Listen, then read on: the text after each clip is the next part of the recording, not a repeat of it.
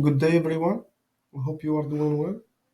Today, we're gonna discuss about the communication between a PLC and a fanuc robot. For the robot, I'm using RoboGuide for simulation. And also for the PLC, I'm using PLC from Automation Direct, which is P1-550, the productivity 1000. So the PLC support the implicit and explicit IO. And for today, we're gonna discuss about the implicit IO. So I have if you can see here, I have an error like with the Ethernet IP adapter error. So we're gonna skip it now. I prepared a program that we're gonna run from the PLC. So now I will run it from the teach pendant. This shifts reset. Now here is my program, simple program of 3 points, and yeah, we can stop it. Now to start, we're gonna set up the robot as an adapter. So first, I will go to set my IP address of the PLC and of the robot. So in this case, it's already set up. But to set up that, we're gonna go to menu, then setup and hostcom, and we're gonna choose TCP/IP that we're using Ethernet. Hit enter. Then this one is because I'm using RoboGuide. The robot address, it should be like the same of my host computer. So it is this one, and we should set properly the subnet mask. So if I ping this one, it say ping the address successful. Good. Now on this one, we should enter the IP address of the PLC. So if I'm going this one, I'll choose CPU. If you can see, it is my PLC address. Now, I should ping it successfully. So that is the case. Then, what we should do, we should configure our adapter. So this one, to configure that, it should be disabled, like the enable, it should be at false. If we hit configure, this one, this IO size, it should match with your configuration of your PLC. Now, I was showing like using forward for input and forwards for output. Each word is 2 bytes, and each byte is 8 bits. Okay. And this one, once your scanner, your PLC will be connected, we should see it the IP address. And previous, if I press true, you're gonna make the connection online. So now, if the PLC is set up correctly, we should see it as running, not online. Then we're gonna go to set up our IO signal, like our digital input and output signal, and our UOP signal. So to start with our digital inputs, we should hit menu, IO, digital, and we can hit config. And if you can see, The rack 89 is reserved for Ethernet. Like, for example, if you're using device net or something, another communication protocol, you will not use like exactly like 89 rack 89. 89 it's only for Ethernet IP. Okay. Now it's set up like that. So from I'm taking 1 to 19, rack 89, slot 1, start 19. I don't start with 1, just to don't overlap with the UOP signal. And same thing with the digital output. Like because my user output is it's from 1 to 20, and I'm starting my DO from 21. I will do the same thing on I don't know. For example, if you make the changes, it should be active. For example, I will put I don't know, maybe this one 40 is still pending. So to be active, you should power cycle the robot. For example, if I will function cycle power. Yes.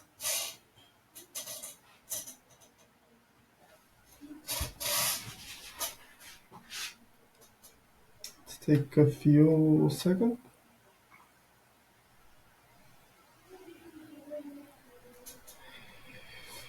Then if I go back to my digital output, for example, you see it now is active. Okay, great. I will do the same thing with my UOP, but except for my UOP, I will start at 1. I will start at 1 for the bits 1 to 20 is reserved for user output, and for from 1 to 18 it's reserved to the user input. I'm starting also at 1. That's why if you see at my DO and DI, I'm starting not from 1, just to avoid overlap with the UOP signal. Now guys, if if everything is set up there, so we're gonna hit menu, setup. I'm sorry, next system config. Now to be able to send the signal, like the start signal, if you want to see some status from the robot, like if the teach pendant is enabled or something like that, we should like enable UI signals, so it should be true. Make sure to it's true. Then if you go down, if I go down to remote local setup,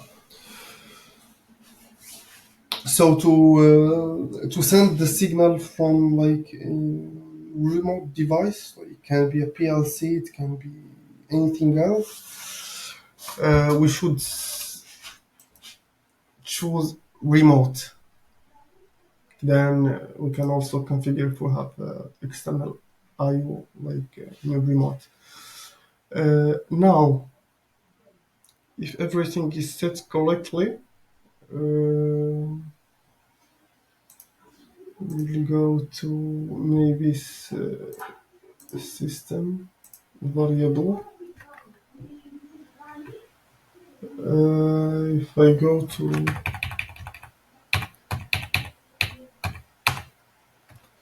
EIP config, no, okay.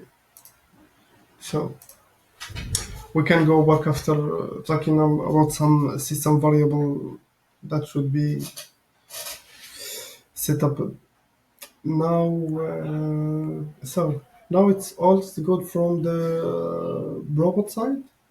I think I don't miss something else. Oh yeah, so I will just because I will use import an EDS file from the robot to configure my PLC. It's not necessarily, but it's more easier than Android manual. So if we go to menu, file, and we should hit backup, and we will see cam config. If we hit it, save successful, and now it's saved in UD1 2.1. Okay. If I'm because I'm using RoboGuide, I will go with my cell. It's if I go to my cell, handling profile, I have only one robot, UD1, and here I will see my EDS file. Like it contain all the configuration, your I, your assembly instance, your slots, everything is already ready to be used in the PLC. Now, if I'm going to before to do that, just if I go to menu IO UOP to be able to start a program from the PLC, the immediate stop should be on, hold should be on, safe speed should be on, and your enable. Those 4 bits, it should be sent by the PLC. Also, I didn't talk a lot. I didn't talk about the PNS like program number select and RSR. I'm using just other to keep it simple for now. If we go to setup, program select, and here if you see the program select mode, I'm not using RSR, I'm not using PNS, I'm not using style, I'm using just other for the moment. And also for production start, I'm using other to keep it simple now. So now everything is set, is ready for the robot.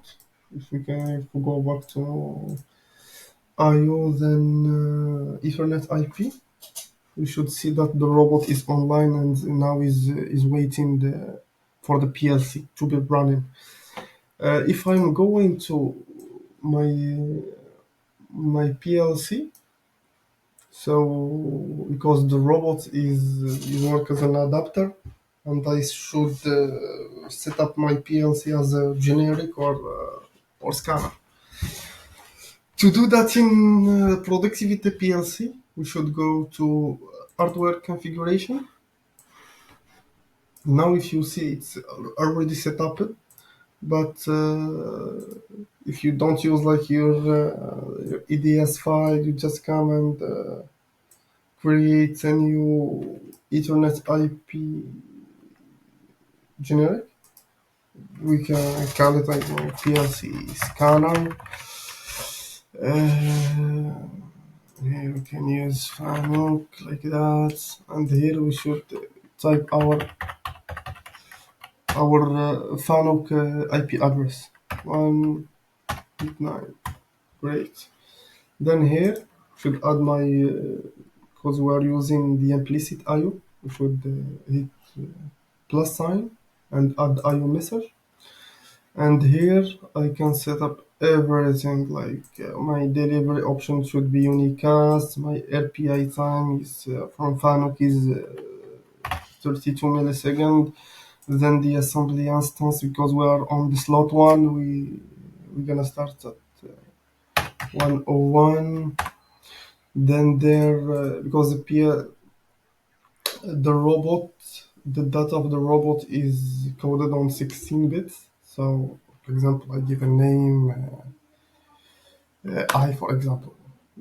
And here, if you see, it's coded for 32 bits. We should change it to integer, 16 bit, 1D array. and here I can the message size, because we are using for words for the input, it should be here 8. For example, if I hit 4, it's 8. Same thing for the output. The RPI, it should be 32 milliseconds. Okay. The assembly instance goes on slot 1, 151. Same thing for the output. Okay, I will not create data because I will just have more and more on my program. And the config data, it should be enabled. And the assembly instance, it's 100. And you hit OK. If I go to my configuration, you will see the same thing. Like my now, because I'm importing like the EDS file. So to do that, you can just import your EDS and it will pop up there. Now you can like that add it. PLC, I don't know. fanuc. If you see there, because my IO is on slot 1, I'm choosing the slot 1, and if you see there, my RPA, you just need to change delivery option to unicast instead of multicast. You see the RPA is 32, starting point 101, the same thing, and now you should create your data. So this one, it's already, I did this already. If you see my input and my output, then I have my configuration data. So now everything is it should be good. If I'm going to data view,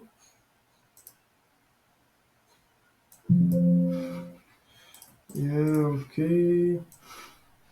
This one I will go to monitor, okay. Then I should see it there.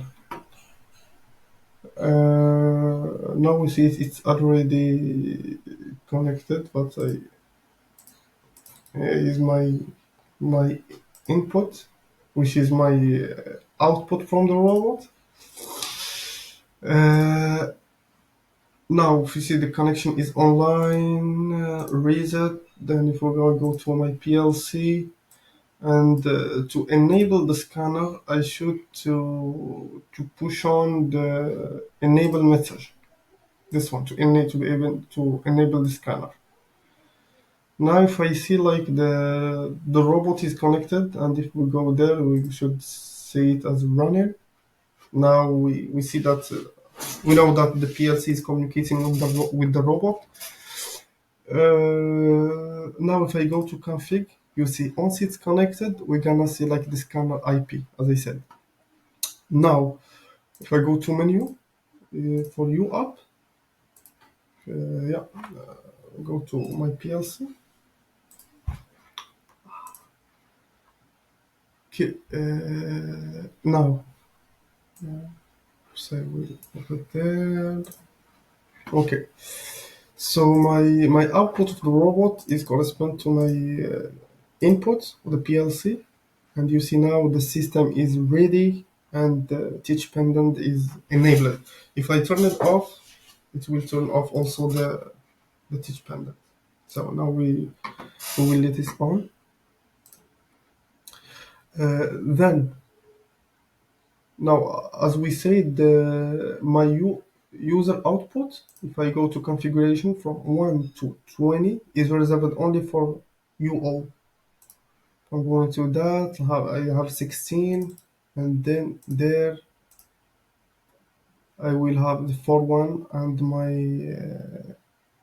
my digital output of the robot will start there at DO5. Yes, it's the same thing like for my UI. Input of the robot is my output of the PLC. If you see on the PLC, I'm already sending like the immediate start, my hard, my safe speed, and also my enable. Then if I pulse the start, it will the robot is it will start the program. Uh, Next, yes, I think it's pretty much everything for that. So we're gonna push the start, the program that I will select its path, this one. So if I post like the start bit, authorize it to the PLC.